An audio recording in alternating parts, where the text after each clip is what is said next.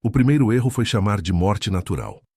Eu lembro exatamente dessa ficha chegando na mesa, numa manhã abafada, dessas em que São Paulo parece respirar com dificuldade.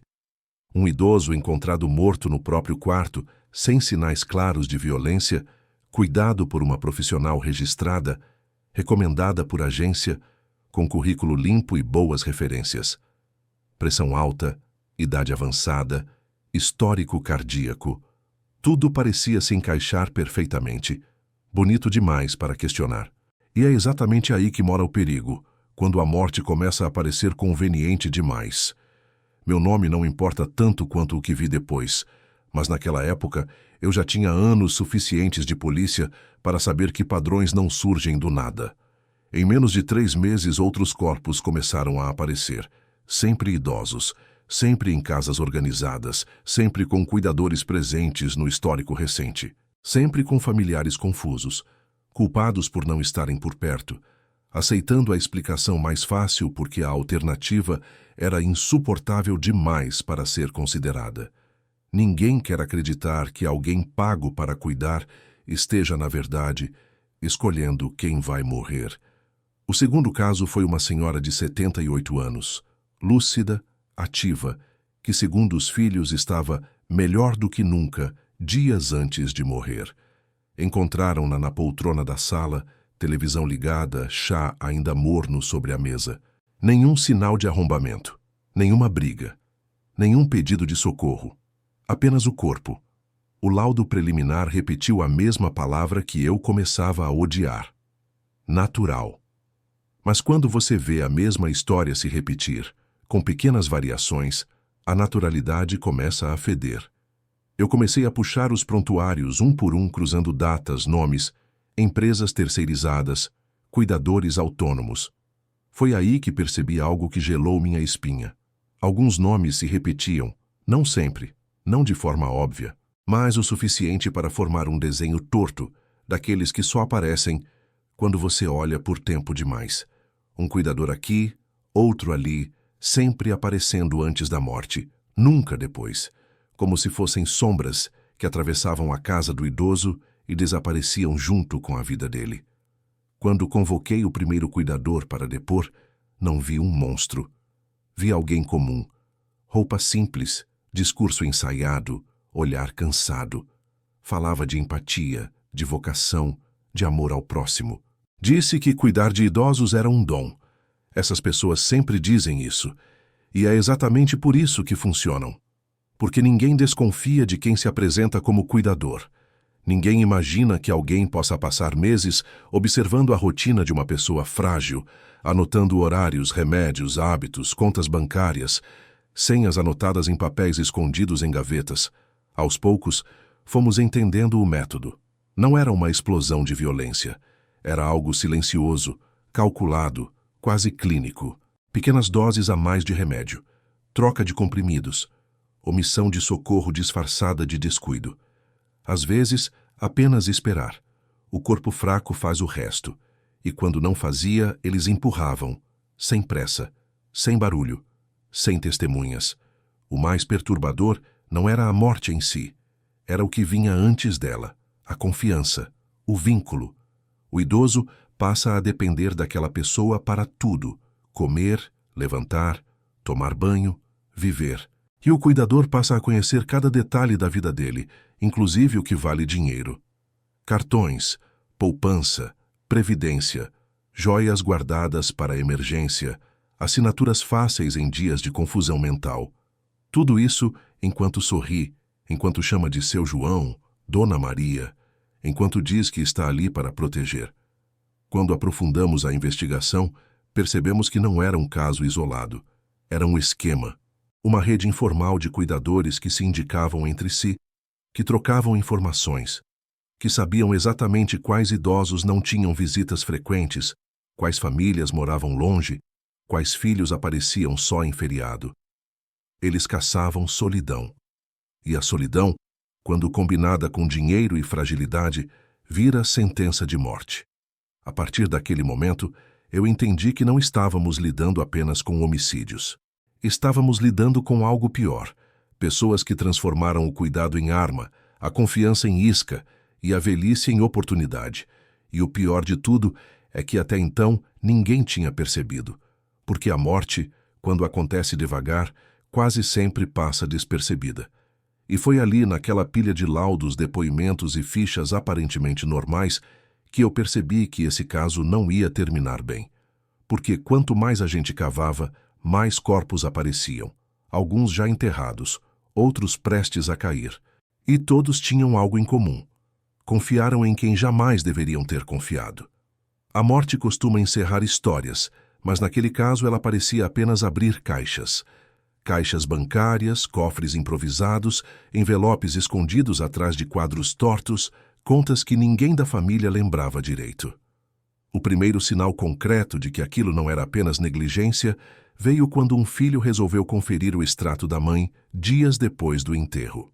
Não por desconfiança, mas por necessidade prática. Pagar despesas, encerrar contas, organizar a herança. Foi aí que o absurdo apareceu de forma nua e crua. Saques feitos 2 dias antes da morte. Transferências para contas desconhecidas. Um empréstimo consignado liberado semanas antes, assinado com uma assinatura trêmula, fora do padrão da idosa. Dinheiro que simplesmente evaporou enquanto o corpo ainda estava quente. Quando essa informação chegou até nós, tudo mudou de patamar. Morte suspeita é uma coisa. Dinheiro desaparecendo no intervalo exato entre o cuidado e o óbito é outra completamente diferente. Começamos a puxar o fio com mais força. Quebramos sigilos bancários, pedimos acesso a movimentações, cruzamos dados com nomes de cuidadores, parentes distantes, contas de terceiros. O padrão ficou claro rápido demais para ser coincidência. Sempre alguém ligado ao cuidado direto aparecia no rastro do dinheiro.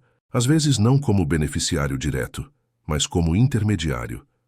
Conta emprestada. Amigo, parente, namorado. Tudo muito bem distribuído para parecer aleatório. O que mais chocava não era só o roubo, era a frieza. Eles não levavam tudo de uma vez. Sabiam que um saque grande chamaria a atenção, então iam aos poucos. Um valor aqui, outro ali. Pagavam dívidas, compravam celulares, motos usadas, faziam apostas. Vida normal. Como se aquele dinheiro não tivesse sido arrancado da última fase da vida de alguém que confiava cegamente neles. E enquanto isso, continuavam trabalhando, continuavam cuidando, continuavam sorrindo. Quando começamos a reabrir laudos, a podridão apareceu. Exames superficiais, diagnósticos genéricos, corpos liberados rápido demais, médicos sobrecarregados, plantões cheios, famílias que não pediam necropsia porque não queriam prolongar a dor. O sistema inteiro colaborava sem perceber. Não por maldade, mas por cansaço, por pressa, por acreditar que a velhice explica tudo. E é exatamente aí que eles se escondiam. Um caso em especial me tirou o sono. Um senhor de 82 anos, lúcido, ex-metalúrgico, rígido com dinheiro, conhecido na família por ser desconfiado.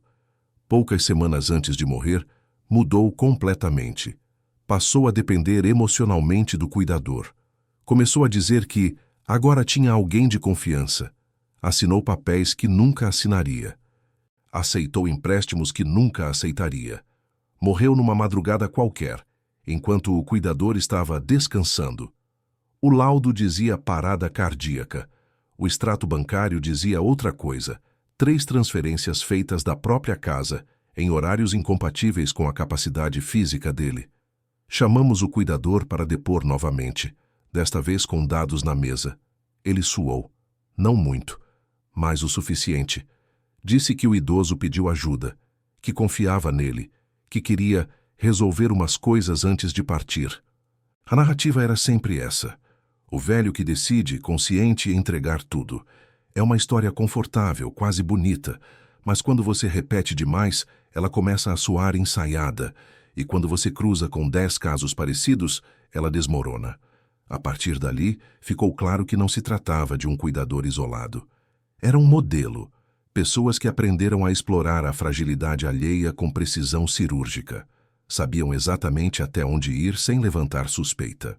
E quando o idoso começava a questionar, quando demonstrava medo, Quando ameaçava contar algo à família, o tempo dele simplesmente acabava. O dinheiro era o motivador inicial, mas o que vinha depois era ainda mais sombrio. O silêncio. Um idoso morto não denuncia, não confronta, não liga para o filho, não muda a senha. A morte encerrava qualquer risco, e para quem vive à margem da moral, isso fazia todo sentido. Quando fechamos o primeiro relatório consolidado, já tínhamos indícios de mais de uma dezena de mortes ligadas ao mesmo grupo informal de cuidadores. Pessoas comuns, sem histórico criminal grave, que descobriram que matar devagar, sem sangue, sem barulho, era muito mais eficiente do que qualquer assalto. E o mais aterrador, ninguém percebia. Naquele ponto da investigação, eu já sabia que não estávamos correndo contra criminosos comuns. Estávamos correndo contra o tempo, porque enquanto analisávamos papéis, extratos e laudos antigos, havia idosos vivos sendo cuidados pelas mesmas mãos. E cada dia que passava, era mais uma oportunidade para que alguém simplesmente não acordasse no dia seguinte. E foi aí que tomamos a decisão mais difícil até então. Não agir de forma ostensiva. Observar, seguir, esperar, porque para derrubar algo tão silencioso, precisávamos pegá-los em pleno funcionamento. E isso significava permitir que continuassem cuidando, enquanto nós tentávamos impedir que mais alguém morresse. A decisão de observar em silêncio foi a mais pesada que já tomei em anos de investigação. Não porque fosse tecnicamente complexa, mas porque exigia algo que nenhum policial gosta de admitir. Tolerar o risco calculado de que algo ruim ainda pudesse acontecer enquanto juntávamos provas. Montamos uma força-tarefa discreta, fora do radar, sem viaturas marcadas, sem intimações chamativas. A ideia era simples e cruel ao mesmo tempo. Mapear quem cuidava de quem, onde, em que horários, com quais acessos. Descobrimos rapidamente que os cuidadores circulavam entre casas indicados por agências informais, grupos de WhatsApp, recomendações de confiança. Confiança era a palavra-chave. Eles sabiam vender empatia, sabiam ouvir, sabiam tocar, sabiam esperar. Começamos pela rotina, horários de troca de plantão, dias de pagamento, visitas médicas, compras no mercado. Tudo virava dado. Tudo virava linha numa planilha fria. O padrão se repetia com precisão assustadora.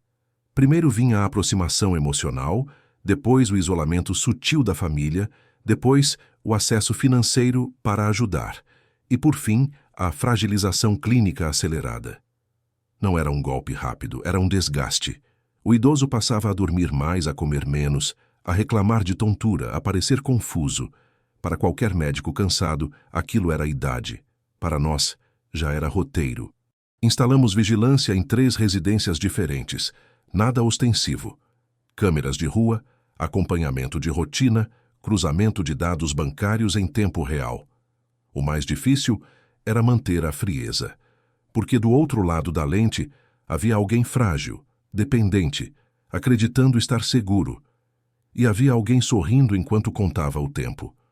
Um dos cuidadores em especial chamou a atenção, não pela pressa, mas pela precisão.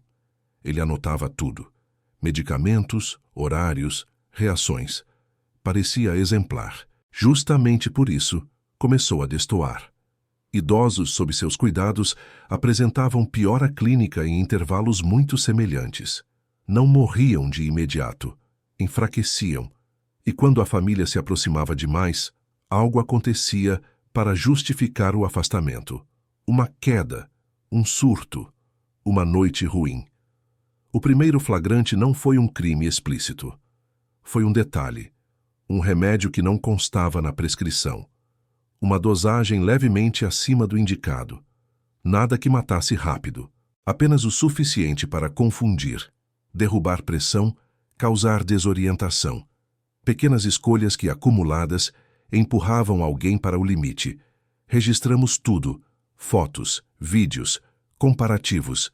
Esperamos, porque sabíamos que cedo ou tarde alguém cometeria um erro. O erro veio quando um cuidador tentou acelerar o processo. Talvez estivesse endividado, talvez tivesse medo de ser descoberto, talvez apenas cansado de esperar. O fato é que ele mexeu onde não devia. Alterou a rotina de medicamentos de forma abrupta. Tentou justificar depois com uma ligação nervosa para a família, dizendo que o idoso piorou de repente. Só que dessa vez estávamos lá. Vimos a manipulação, vimos o descarte da embalagem, vimos o nervosismo e principalmente vimos o acesso bancário ser usado poucas horas depois, como se a morte já estivesse garantida. Não prendemos naquele momento, seguramos, porque uma prisão isolada viraria bode expiatório. Precisávamos da engrenagem inteira. Seguimos o dinheiro. Ele não parava no cuidador. Passava por contas de terceiros, voltava em espécie, reaparecia em bens simples. Era uma rede pequena, mas funcional. Pessoas que sabiam que não podiam chamar atenção. Gente que entendia que o segredo não era matar, mas fazer parecer inevitável. Enquanto isso, os relatórios cresciam. Famílias começavam a desconfiar, mas não sabiam para onde olhar. A culpa vinha antes da suspeita. Será que eu devia ter visitado mais? Será que não percebi algo? Esse sentimento protegia os criminosos melhor do que qualquer advogado, porque ninguém quer acreditar que alguém pago para cuidar esteja, na verdade, esperando o momento certo para deixar morrer. Quando finalmente decidimos agir, já tínhamos algo sólido: padrão, intenção, benefício financeiro e manipulação direta. Não era mais negligência, era método. E método, na polícia, é sinônimo de premeditação. As prisões precisavam ser simultâneas. Um movimento errado e eles se avisariam. Um sumiria, outro apagaria provas. Montamos o dia, hora exata, endereços, mandados, tudo em silêncio absoluto.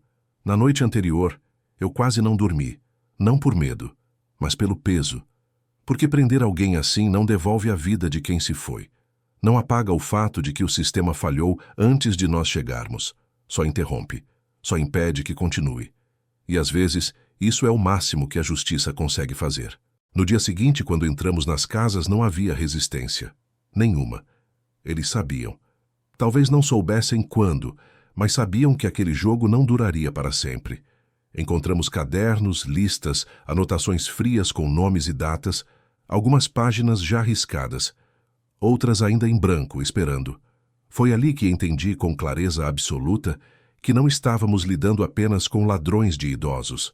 Estávamos lidando com pessoas que transformaram o cuidado em arma e a morte em solução prática. E aquele era só o começo, porque ainda faltava a parte mais difícil: provar que nem todas aquelas mortes foram naturais. E isso exigiria reabrir túmulos, feridas e memórias que muita gente preferia manter enterradas. Reabrir um caso encerrado como morte natural é como desafiar o próprio sistema a admitir que errou. Não é simples, não é rápido e nunca é confortável. Cada pedido de exumação precisava ser cirúrgico, amparado por indícios técnicos sólidos, porque mexer em um corpo enterrado é mexer também no luto de uma família inteira. E ali não estávamos falando de 1 ou 2 casos isolados, mas de uma sequência de mortes espalhadas por meses, algumas já quase esquecidas pela burocracia, outras ainda frescas na memória de filhos e netos que carregavam culpa por não terem estado mais presentes. O primeiro laudo complementar foi um choque silencioso. Níveis incompatíveis de determinados medicamentos, substâncias que não constavam em prontuário, combinações perigosas que, isoladamente, poderiam ser explicadas por erro médico, mas que, em conjunto, formavam um padrão impossível de ignorar. A morte começava a falar de novo, e o que ela dizia não era natural. Os peritos trabalharam sob pressão. Qualquer vazamento poderia comprometer tudo. Enquanto isso, nós precisávamos lidar com as famílias. Não havia roteiro para aquela conversa. Não existe forma correta de dizer a alguém que a pessoa que cuidava do seu pai ou da sua mãe pode ter acelerado a morte dele deliberadamente. Alguns reagiam com negação imediata, outros com raiva, outros simplesmente desabavam. O sentimento mais comum era o mesmo: traição, não só pelo crime, mas pela intimidade violada. Aquela pessoa esteve dentro da casa, tocou, ouviu segredos, viu fragilidades. Não foi um assalto. Foi uma invasão lenta, silenciosa e cruel. Enquanto os laudos avançavam, os interrogatórios começaram. Separados, sem contato entre si, os cuidadores presos mantinham uma postura curiosamente semelhante. Não gritavam, não ameaçavam, não se exaltavam. Choravam pouco. Falavam muito sobre cansaço, rotina pesada, salário baixo. Tentavam transformar o crime em consequência do sistema. Mas havia algo que os traía. Todos sabiam detalhes demais sobre heranças, contas bancárias, senhas, limites de cartão. Nenhum cuidador deveria dominar esse tipo de informação sem orientação direta da família. E ainda assim, eles sabiam. Sabiam antes da morte. Sabiam antes até do diagnóstico final. A primeira quebra veio com um deles, o mais jovem. Não era o mais cruel, mas era o mais inseguro. Bastaram algumas horas de silêncio, algumas fotos colocadas na mesa, algumas datas alinhadas diante dele, para que a máscara começasse a rachar. Ele não confessou de imediato. Ninguém confessa algo desse tamanho sem tentar se salvar antes. Mas começou a falar demais. Corrigiu perguntas que não tinham sido feitas, justificou mortes que ninguém tinha citado. Quando percebeu, já tinha se entregado nos detalhes. Foi ali que ouvimos pela primeira vez a frase que deu forma definitiva ao caso. A gente não matava. A gente só ajudava a acontecer. Essa lógica distorcida era a base de tudo. Eles se viam como aceleradores do inevitável. Pessoas idosas, doentes, sem muito tempo. A morte era tratada como algo administrativo, um processo a ser otimizado, um intervalo a ser encurtado quando o benefício financeiro justificava. Não havia ódio, não havia explosão emocional. Havia cálculo, havia espera, havia paciência. E isso tornava tudo ainda mais perturbador, porque retirava qualquer traço de impulso. Era decisão. Com esse depoimento, a investigação ganhou corpo. Conseguimos autorização para cruzar dados de outras cidades. O mesmo padrão começava a aparecer em lugares diferentes, com nomes diferentes, mas com o mesmo modo de agir. Agências informais, cuidadores sem registro, indicações cruzadas. Uma teia pequena, mas eficiente, que explorava exatamente o ponto mais vulnerável da sociedade, o envelhecimento solitário. Quanto mais sozinho o idoso, mais fácil o controle. Quanto mais distante a família, mais tempo eles tinham. Os advogados começaram a se movimentar. A defesa tentava empurrar tudo para negligência, erro médico, coincidência estatística, mas números não mentem quando repetem o mesmo desenho. As datas, os valores sacados, as mudanças repentinas de testamento, as pioras súbitas sempre sob os mesmos cuidados. Tudo apontava para um roteiro invisível, que só se tornava claro quando alguém se dava ao trabalho de juntar as peças. O impacto interno também foi pesado. Profissionais de saúde começaram a ser chamados para depor. Médicos passaram a revisar prontuários antigos com um desconforto visível. Muitos perceberam tarde demais que confiaram em relatos de cuidadores sem questionar. Ninguém gosta de admitir isso, mas o sistema de saúde também aprende a confiar por cansaço, e esses criminosos sabiam explorar exatamente isso. Quando o primeiro mandado de prisão preventiva foi convertido em temporária com base em homicídio qualificado, o clima mudou. Já não estávamos falando de furto, estelionato ou maus tratos. Estávamos falando de morte provocada com frieza. A imprensa ainda não sabia de tudo, mas o caso já tinha peso suficiente para não desaparecer. E nós sabíamos que, a partir dali, nada mais seria simples. Porque provar que alguém roubou é uma coisa. Provar que alguém matou usando o tempo como arma é outra completamente diferente. E o mais duro ainda estava por vir, porque no próximo passo da investigação descobriríamos que nem todas as vítimas estavam tão doentes quanto parecia. Algumas poderiam ter vivido anos. Algumas começaram a morrer apenas depois que certos nomes cruzaram a porta de suas casas. A virada mais pesada da investigação não veio de um interrogatório, mas de um prontuário esquecido numa gaveta metálica de um posto de saúde de bairro. Era o registro de uma das vítimas mais recentes, um idoso de 72 anos, lúcido, andando com dificuldade, mas longe de qualquer estado terminal. O médico havia anotado algo simples, quase banal. Quadro estável, boa resposta ao tratamento, retorno em 30 dias. 15 dias depois, ele estava morto. Parada cardiorrespiratória, segundo o atestado inicial. Nada que levantasse suspeitas naquele momento. Mas agora, com o padrão exposto, aquele intervalo curto começou a gritar. Quando os peritos revisaram o corpo exumado, o laudo foi direto e frio. Presença de substâncias sedativas em dosagem elevada, combinadas com medicamentos que potencializam depressão respiratória. Não foi um erro. Foi uma soma planejada. Não havia prescrição médica para aquela combinação. Alguém administrou aquilo sabendo exatamente o que estava fazendo. Sabendo que não deixaria marcas visíveis, sabendo que o corpo envelhecido não resistiria. Ali caiu a última desculpa de acelerar o inevitável. Em alguns casos, o tempo não estava contra a vítima. Estava contra o criminoso. Esse detalhe mudou tudo dentro da equipe. Até então, lidávamos com algo cruel, mas ainda embrulhado em uma falsa narrativa de fim de vida. Agora, estava claro que havia pressa. Pressa pelo dinheiro. Pressa pelos bens. Pressa por encerrar um contrato antes que a família percebesse qualquer coisa. Um dos cuidadores, inclusive, havia sido flagrado em câmeras de banco, sacando valores horas depois da confirmação da morte, com a mesma calma de quem paga uma conta atrasada. Nenhum luto, nenhuma hesitação. Apenas execução de rotina. Os depoimentos começaram a se contradizer de forma violenta.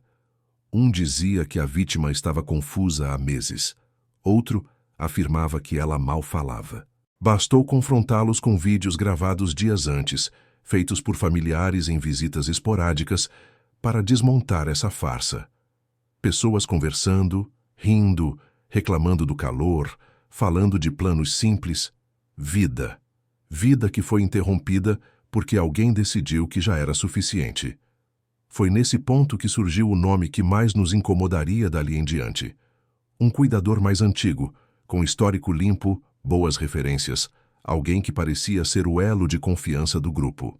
Ele não aparecia nos saques, não figurava como beneficiário direto, não se expunha, mas estava presente em quase todos os casos mais rápidos. Era ele quem avaliava os idosos antes de assumir o cuidado. Era ele quem indicava medicamentos para dormir melhor. Era ele quem tranquilizava famílias dizendo que certas reações eram normais da idade. Não era o executor impulsivo, era o organizador silencioso. Quando chamamos esse homem para depor, o clima foi diferente. Ele não negou de forma desesperada. Não chorou. Não tentou se justificar demais. Respondeu com frases curtas, medidas, como alguém acostumado a controlar narrativas.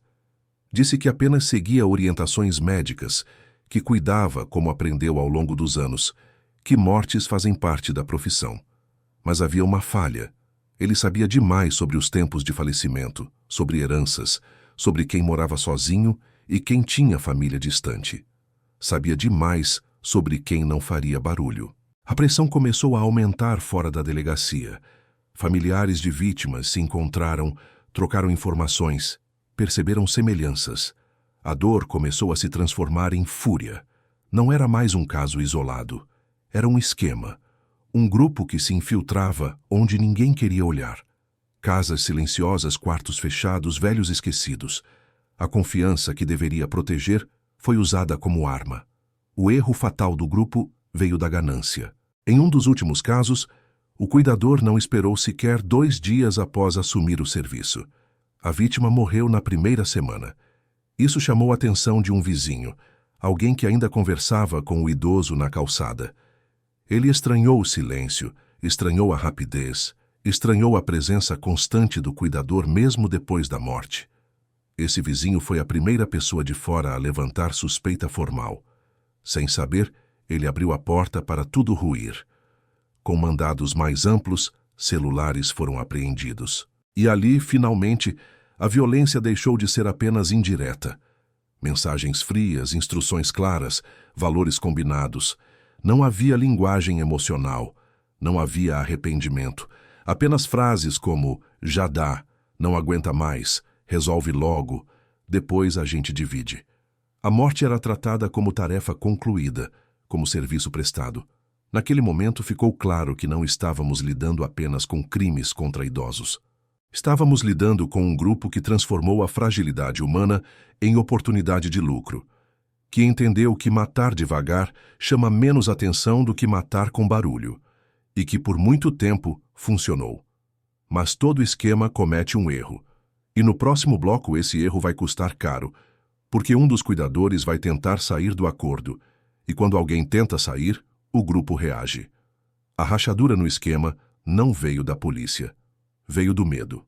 Um medo diferente daquele que as vítimas sentiram em silêncio, deitadas em camas que nunca mais levantariam. Esse medo veio de dentro do próprio grupo. Um dos cuidadores, o mais jovem entre eles, começou a errar. Não nos crimes, mas no comportamento. Faltava aos plantões, evitava encontros, respondia mensagens com atraso. Para um esquema que dependia de precisão, qualquer atraso era uma ameaça. Ele tinha participado de 3 mortes confirmadas. Em uma delas, o idoso ainda havia tentado falar depois da medicação. Não gritou, não se debateu. Apenas tentou dizer alguma coisa que nunca saberemos. Aquilo ficou com ele. E diferente dos outros, ele não conseguiu transformar aquilo em rotina. Começou a beber, a se isolar, a falar demais com pessoas erradas. Em um bar de periferia, comentou que trabalhava com morte todo dia. Foi o suficiente para que a informação circulasse. Quando percebemos esse nome aparecendo em escutas indiretas e relatos soltos, decidimos agir. Não com mandado, com presença. 2 investigadores foram até a casa dele numa tarde comum, sem viatura identificada, sem colete. A ideia era simples: mostrar que ele já estava no nosso radar. Funcionou. Ele abriu a porta com as mãos tremendo. Antes mesmo de qualquer pergunta, disse que não queria mais aquilo. Ele não usou a palavra matar, nunca usou. O depoimento informal durou horas. Ele falou de reuniões em casas alugadas, de listas com nomes de idosos sozinhos, de percentuais combinados, de quem entrava com a medicação, quem resolvia a parte bancária, quem fazia contato com cartórios. Falou também do líder silencioso, o cuidador mais velho que nunca sujava as mãos diretamente, mas dava a palavra final. Quando ele dizia que dava, era porque dava. Foram as palavras exatas. O problema é que o grupo percebeu a ausência dele antes que conseguíssemos agir oficialmente. Mensagens começaram a chegar no celular do rapaz. Primeiro disfarçadas de preocupação, depois de cobrança. Você tá estranho. Some não. A gente precisa conversar. Quando ele parou de responder, a ameaça ficou clara. Não precisou ser explícita. Eles sabiam onde ele morava. Sabiam quem ele era. Foi ali que a investigação mudou de nível. O caso deixou de ser apenas sobre mortos. Passou a ser sobre evitar mais um. Conseguimos tirá-lo de casa naquela mesma noite e colocá-lo em local seguro. Horas depois, 2 membros do grupo apareceram na rua dele, fingindo ser colegas preocupados. Se ele estivesse ali, não estaria vivo para depor. Com isso, não restava mais dúvida. O esquema também eliminava riscos.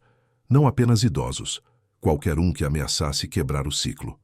As provas começaram a se consolidar rápido. Cruzamento de dados bancários mostrou transferências fracionadas sempre após os óbitos. Apólices de seguro com beneficiários alterados semanas antes das mortes. Procurações assinadas em datas próximas ao início dos cuidados. Tudo parecia legal no papel, mas o padrão era inegável. Nenhum idoso saudável morre sempre depois de entregar o controle da própria vida financeira a estranhos. O cuidador protegido nos deu o detalhe mais perturbador. Havia uma escala, não oficial, não escrita, mas conhecida entre eles. Alguns idosos rendiam mais. Outros eram considerados urgentes. Aqueles sem família próxima entravam no topo da lista.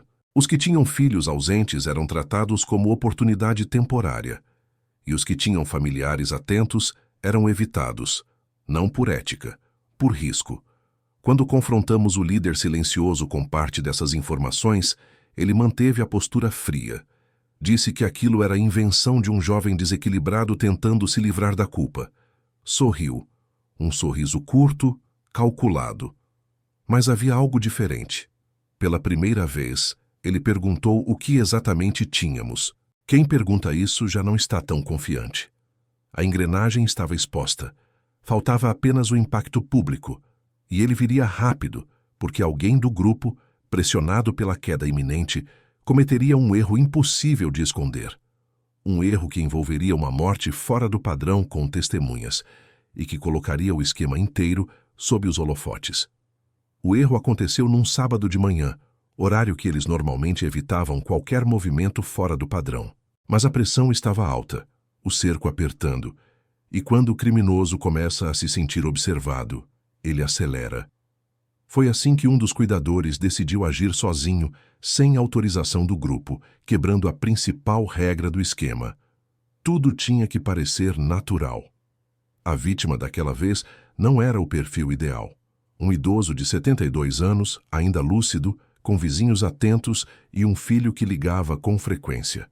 Ele não estava na lista de urgentes, mas o cuidador precisava de dinheiro rápido e sabia que aquele senhor havia acabado de vender um pequeno imóvel. O acesso às contas ainda não estava completo, mas havia uma brecha, confiança de mais e vigilância de menos. O cuidador chegou cedo, mais nervoso do que o normal. O porteiro estranhou, o idoso estranhou, e pela primeira vez, alguém fora do quarto percebeu que algo estava errado. A dosagem aplicada foi maior do que o combinado, não por cálculo, mas por pressa. O efeito foi imediato demais. O idoso passou mal antes de estar deitado. Caiu na sala, bateu a cabeça. Começou a gritar. Grito muda tudo. Grito tira o crime do silêncio e joga ele no colo da rua. Vizinhos ouviram. Uma moradora do andar de baixo subiu correndo. O cuidador tentou justificar, disse que era uma crise, que estava tudo sob controle. Mas o idoso continuava consciente, repetindo a mesma frase entrecortada. Ele mexeu. Não conseguiu terminar. Teve uma parada ali mesmo, com testemunhas, com gente olhando, com alguém filmando. O SAMU chegou rápido demais para o plano. A polícia também. O cuidador tentou se manter calmo, mas errou nos detalhes. Disse horários diferentes, confundiu o nome do medicamento. Não soube explicar por que a medicação estava ali, se não constava na prescrição. O celular dele, apreendido no local, era o mesmo que já aparecia em cruzamentos da investigação. Quando a notícia chegou na delegacia, sabíamos. Aquele era o ponto de ruptura.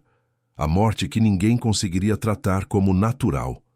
O laudo preliminar indicava excesso de substância incompatível com o tratamento. O histórico financeiro do idoso mostrava movimentações recentes incomuns. Tudo que antes parecia um padrão silencioso, agora estava escancarado. O grupo entrou em pânico. Conversas interceptadas mostravam acusações internas. Um chamava o outro de imprudente. O líder silencioso se irritou pela primeira vez. Disse que aquele erro ia puxar todo mundo. E estava certo. Porque a partir dali, não éramos mais nós caçando peças soltas. Era o sistema inteiro sendo observado. O cuidador que causou a morte tentou fugir naquela mesma noite. Não avisou ninguém. Pegou o que tinha e saiu. Mas fuga apressada deixa rastro. Câmeras de rodoviária, pedágios, aplicativos de transporte. Ele foi localizado menos de 24 horas depois, escondido na casa de um parente que não fazia ideia do que estava acolhendo. No interrogatório, ele quebrou rápido, não por arrependimento, mas por desespero. Percebeu que o grupo não iria protegê-lo. Jogou nomes, endereços, datas. Confirmou o que já sabíamos e acrescentou o que ainda faltava. Como escolhiam as vítimas, quem falsificava documentos, quem lavava o dinheiro, quem tinha contato dentro de instituições que facilitavam registros e atrasavam investigações. Cada palavra dele apertava o laço no pescoço dos outros. As prisões começaram em sequência. Mandados saíram quase juntos para evitar vazamento. Casas foram vasculhadas. Armários com medicamentos sem origem. Pastas com cópias de documentos de idosos. celulares antigos usados só para comunicação interna. Tudo aquilo que sustentava o esquema veio à tona em poucas horas, mas o impacto real não foi policial, foi social. Famílias começaram a reconhecer padrões. Mortes que antes tinham sido aceitas como o fim natural passaram a ser questionadas. Filhos que carregavam culpa passaram a carregar revolta.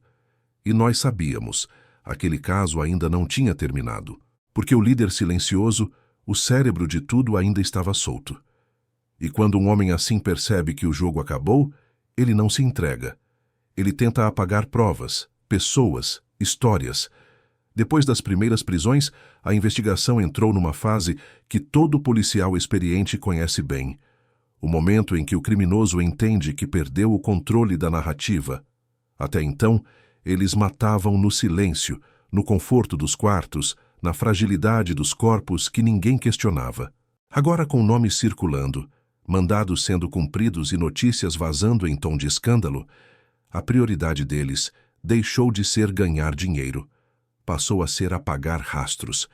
E apagar rastros nesse tipo de esquema quase sempre significa eliminar gente. O líder ainda solto, um homem que nunca aparecia, que não usava jaleco, que não frequentava as casas das vítimas, começou a agir. Ele não falava muito, mandava recados curtos, objetivos, sempre por terceiros. A ordem era simples: destruir documentos, sumir com celulares antigos, retirar medicamentos guardados fora de registro e, principalmente, resolver pendências humanas. Foi assim que chegamos a uma ex-cuidadora. Mulher de 40 e poucos anos que tinha participado do esquema no começo, mas se afastado depois de uma crise de consciência tardia. Não denunciou, mas também não quis continuar. Guardava coisas, receitas copiadas, conversas impressas, um celular velho desligado havia meses. Ela se tornou um risco. Quando chegamos à casa dela já era tarde. A porta estava aberta, a televisão ligada em volume baixo, nenhum sinal de arrombamento. No quarto, ela estava caída ao lado da cama, com marcas claras de asfixia. Nenhum objeto de valor levado, nada revirado. Só o essencial tinha sumido, o celular antigo e uma pasta de documentos. Aquilo não era improviso, era execução limpa, rápida, sem barulho. O esquema tinha subido de nível. O laudo confirmou o que a cena já gritava: força aplicada com precisão, sem luta prolongada. Alguém que sabia exatamente quanto tempo precisava pressionar para não deixar marcas evidentes demais. Não era um cuidador desesperado, era alguém acostumado a resolver problemas. A partir dali, a investigação mudou de tom. Não estávamos mais lidando apenas com homicídios por ganância.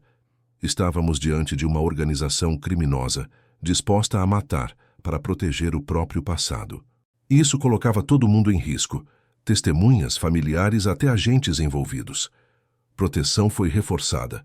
Endereços de depoentes passaram a ser mantidos em sigilo absoluto. O líder virou prioridade máxima, não só por justiça, mas por contenção de danos. Cada dia solto significava mais uma chance de alguém desaparecer. Interceptações começaram a dar sinais de desespero, conversas truncadas, códigos mudando, gente errando. Quando o crime começa a errar, ele fica barulhento. E barulho chama a polícia. Foi numa dessas falhas que conseguimos localizá-lo. Não diretamente, mas por alguém que ele confiava demais. O responsável por movimentar o dinheiro. Um homem aparentemente comum, sem antecedentes, que fazia transferências fracionadas para contas laranjas. Ele manteve o padrão por meses, mas naquele momento aumentou os valores, tentou acelerar retiradas, queria tirar tudo antes que fosse tarde. Foi seguido, monitorado, filmado, e quando tivemos certeza, entramos. A prisão do financiador foi silenciosa, mas o efeito foi devastador. No interrogatório, ele não resistiu muito. Não era violento, não era frio. Era só mais um que achou que nunca seria alcançado. Entregou o endereço do líder, os encontros, os horários. Confirmou algo que já suspeitávamos. O cérebro do esquema nunca matou diretamente. Sempre mandou. Sempre terceirizou a sujeira. O cerco começou naquela mesma semana, mas o líder percebeu antes. Alguém avisou. Alguém falhou do nosso lado ou do lado deles. Isso nunca fica totalmente claro. Quando chegamos ao endereço indicado, encontramos o local vazio. Roupa espalhada, comida estragando na geladeira, papéis queimados na churrasqueira do quintal. Ele tinha saído às pressas. Só que dessa vez não saiu limpo. Na pressa deixou algo para trás. Um caderno. Não parecia importante à primeira vista. Anotações soltas, números, iniciais. Mas ali estava o mapa completo do horror. Datas, nomes abreviados, valores ao lado. Pequenos símbolos que, quando cruzados com nossos dados, batiam com mortes específicas. Era o livro Caixa da Morte. A partir dali, não se tratava mais de provar o esquema. Isso já estava provado. Agora era uma corrida contra o tempo para impedir que ele matasse de novo, ou sumisse de vez. Depois que o caderno veio à tona, o caso deixou de ser apenas uma investigação criminal e passou a ser uma operação de contenção. Aquele homem, agora oficialmente identificado como o cérebro por trás das mortes, não era mais apenas um suspeito foragido. Ele era um risco ativo. Cada página daquele livro sujo de anotações mostrava que ele não via pessoas como gente, via como números, prazos, valores a receber. E quando algo ameaçava o lucro, ele eliminava sem hesitar. O problema é que pessoas assim não fogem no desespero, fogem com cálculo. Ele não cruzou fronteiras, não fez saques grandes, não tentou desaparecer do mapa. Fez o oposto. Sumiu dentro da normalidade. Passou a se mover como alguém invisível. Transporte público, casas emprestadas, bairros periféricos onde ninguém pergunta nada. Mudava de roupa, cortava o cabelo de forma simples, usava máscara antes mesmo de virar hábito comum. Não se comunicava por telefone. Usava recados humanos, bilhetes curtos, sempre queimados depois. Enquanto isso, o rastro de violência continuava. Uma segunda morte aconteceu. Um ex-cuidador, homem, 50 e poucos anos, que havia sido ouvido informalmente semanas antes. Não estava sob proteção oficial porque até então não parecia central. Foi encontrado em casa, sentado na poltrona, televisão ligada, o corpo já frio. A causa? Overdose de medicamentos cardíacos, exatamente o tipo que ele conhecia, que já tinha usado em vítimas. Só que agora, a vítima era ele mesmo. Aquilo deixou claro. O líder estava limpando o tabuleiro. Não importava quem fosse. Quem soubesse demais virava alvo. A pressão sobre a equipe aumentou. Havia cobrança interna, externa, da imprensa, da corregedoria, do Ministério Público. Cada hora sem captura era uma derrota. Mas ninguém falava isso em voz alta, porque sabíamos, erro, agora, significava mais mortes. Foi então que uma informação aparentemente pequena mudou tudo. Um relato vindo de um bairro afastado, quase ignorado no começo. Uma senhora procurou a delegacia, dizendo que um homem estava dormindo no fundo da casa dela, em troca de pequenos serviços. Falava pouco, pagava sempre em dinheiro, não recebia visitas. E detalhe crucial, tinha mania de anotar coisas em um caderno pequeno e depois rasgar as páginas. Quando o endereço caiu na nossa mesa, o silêncio tomou conta da sala. Não havia certeza, mas havia padrão. E quando se trata de um predador acostumado a se esconder, padrão é ouro. A operação foi montada sem alarde, sem sirenes, sem viaturas identificadas. Entramos como sombra, cercamos a quadra ainda de madrugada, cada saída coberta, cada janela observada. Sabíamos que, se ele percebesse o cerco, não iria se render facilmente. Pessoas assim não aceitam o fim. Preferem levar alguém junto. Quando a porta dos fundos foi aberta, ele saiu calmamente, como quem vai ao banheiro. Não correu, não gritou, mas a mão direita estava no bolso do casaco, e isso bastou para o coração de todo mundo disparar. A abordagem foi tensa, curta, precisa, ordens claras, voz firme, nenhum espaço para negociação longa. Ele congelou por um segundo, que pareceu uma eternidade. Depois, levantou as mãos lentamente. No bolso, encontramos uma faca pequena, afiada, embrulhada em pano. Não era para defesa, era para terminar algo, ou alguém. Dentro da casa, o que encontramos confirmou tudo. documentos falsos, remédios, listas atualizadas, nomes que ainda não tinham sido tocados, pessoas que, se não fosse aquela denúncia simples, estariam mortas em semanas. No interrogatório, ele não chorou, não gritou, não negou. Falou pouco, mas quando falou, foi com uma frieza que dava náusea. Disse que os idosos já iam morrer mesmo, que só antecipava, que cuidadores mal pagos mereciam ganhar algo a mais, que tudo era uma cadeia de aproveitamento. Ele apenas organizou. Nenhum arrependimento, nenhuma culpa. E ali ficou claro algo que nenhum laudo consegue explicar direito. O mal, quando encontra oportunidade, não precisa de monstros visíveis. Precisa apenas de gente disposta a fechar os olhos. O caso foi encerrado nos autos, mas não na memória, porque cada nome naquele caderno representava alguém que confiou. Alguém que abriu a porta da própria casa achando que estava seguro. E essa é a parte mais violenta de todas. O crime não entrou arrombando. Ele foi convidado a entrar todos os dias com um sorriso e um jaleco limpo. Quando o caso foi oficialmente encerrado, não houve sensação de vitória. Não houve alívio completo. Apenas silêncio. Aquele tipo de silêncio pesado que fica depois que a poeira baixa e você percebe que, mesmo fazendo tudo certo, o estrago já foi grande demais. Os jornais falaram em quadrilha desarticulada, justiça feita, resposta rápida das autoridades. Mas dentro da delegacia, ninguém usava essas palavras. Porque nós vimos os rostos, nós lemos as histórias, nós seguramos objetos pessoais de gente que morreu acreditando estar segura dentro da própria casa. As famílias chegaram uma a uma, convocadas para reconhecimento de documentos, pertences, confirmações formais. Não eram cenas de desespero explosivo, eram piores. Eram silenciosas. Filhos sentados, olhando para o chão. Netos sem entender por que a avó caiu doente tão rápido. Parentes carregando culpa por não terem visitado mais, por terem confiado demais, por terem delegado o cuidado a estranhos, porque a vida moderna não permite pausas, e nenhuma explicação jurídica consegue aliviar isso. O líder da quadrilha foi condenado, pena alta, regime fechado. Os cúmplices também. Alguns pegaram décadas, outros menos, mas todos ouviram a sentença de cabeça baixa, não por arrependimento, mas porque, pela primeira vez, não tinham mais controle sobre nada. Mesmo assim, durante o julgamento, nenhum deles demonstrou emoção real ao ouvir os nomes das vítimas. Eram números para eles. Sempre foram. O que mais marcou não foi o que foi dito em tribunal, mas o que ficou fora dos autos. As perguntas que ninguém responde. Quantos outros casos nunca serão ligados?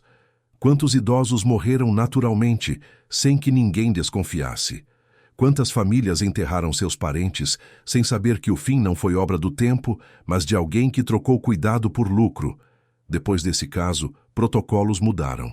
Fiscalizações aumentaram. Cadastros ficaram mais rígidos. Mas a verdade que ninguém gosta de admitir é simples e cruel. Nenhum sistema é mais rápido que a maldade quando ela se disfarça de normalidade. O perigo não veio armado, gritando ou ameaçando. Veio de uniforme limpo, fala calma e promessa de cuidado. Para quem investigou, sobra o peso. A sensação constante de que, mesmo vencendo, a gente sempre chega depois de alguém ter perdido tudo. A cada novo chamado envolvendo idosos, a memória volta. O alerta fica mais alto.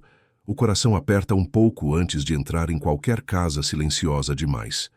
Porque algumas cenas não se apagam. O cheiro de remédio misturado com solidão. A televisão ligada para ninguém. O prato de comida intacto, a confiança traída. Esse caso terminou no papel, mas continua vivo como aviso. Nem todo criminoso força portas. Alguns entram porque foram convidados. E quando o mal se esconde atrás da função de cuidar, o estrago é profundo, silencioso e quase invisível, até ser tarde demais.